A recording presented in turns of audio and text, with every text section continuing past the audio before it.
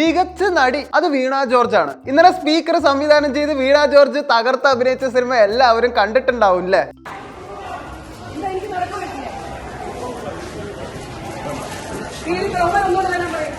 ഫൂട്ടേജിൽ എന്തായാലും തല്ലുകൊള്ളണം നമ്മൾ ആരും കണ്ടിട്ടില്ല. ഇനി ഫൂട്ടേജ് ഷൂട്ട് ചെയ്യാത്തപ്പോ തല്ലിയൊന്നും കൂടി നമുക്കറിയില്ല.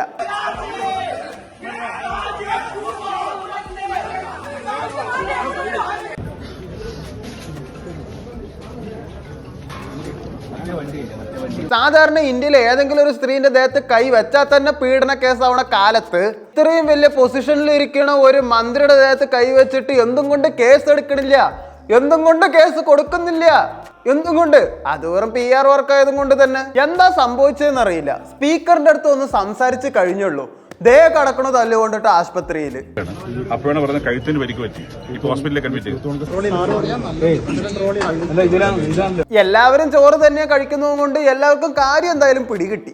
എനിക്കൊരു സംശയം, ഇത് മന്ത്രിമാർക്ക് വിവരം ഇല്ലാത്തതുകൊണ്ടാണോ അതോ മന്ത്രിമാരുടെ കൂടെ വിവരമുള്ള ആൾക്കാർ ഇല്ലാത്തതുകൊണ്ടാണോ? കഴിഞ്ഞ കുറച്ച് ദിവസമായി ഏറ്റവും കൂടുതൽ പരാജയമുള്ള ഒരു മന്ത്രിയായിട്ടാണ് ആരോഗ്യമന്ത്രി എല്ലാവരും കാണുന്നത്. ഏതാണ്ട് 4 മണിയായപ്പോഴാണ് ഇവർക്ക് അടി കൊണ്ടത്, കഴുത്തിനാണ് പരിക്കും പറ്റിയത്.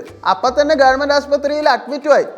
ഒന്ന് ആലോചിക്കൂ, ഗവൺമെന്റ് ആശുപത്രിയിലാണ്. എന്തായാലും കഴുത്തിന് പരിക്ക് പറ്റി, എന്തായാലും ഡോക്ടർമാർ എന്താ പറയാ, ഒരു MRI എന്തായാലും കൊടുക്കണം എന്നുള്ളത്.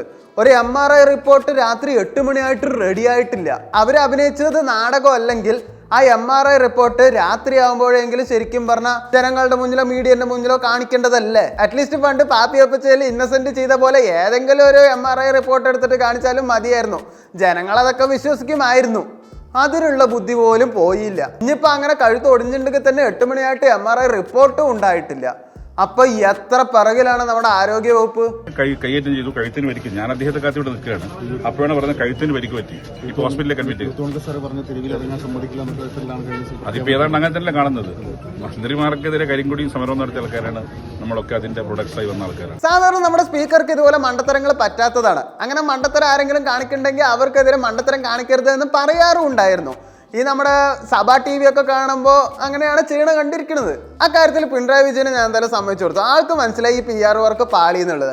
ആൾ അതിനെ പറ്റിയിട്ട് ഒന്നും മിണ്ടിയില്ല, ആൾ മിണ്ടാണ്ട് ഇറങ്ങിപ്പോയി.